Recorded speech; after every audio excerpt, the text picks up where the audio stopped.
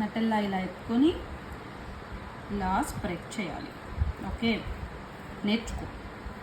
It should be spread like this. ఇలా ఎక్కువ వద్దు, కొంచెం ఎగుడు కుడుతుంది. ఓకేనా, ఎంత కావాలో అంత.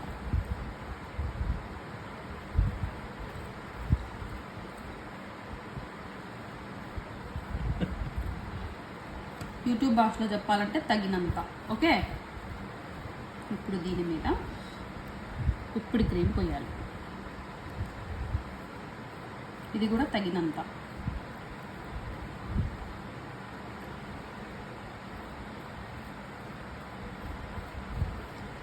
ఓకే, ఈ తగినంత తీసుకొని ఇప్పుడు తగినంత డ్రై ఫ్రూట్స్ వేసుకోవాలి.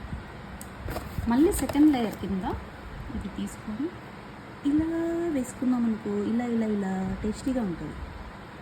Yeah, have it.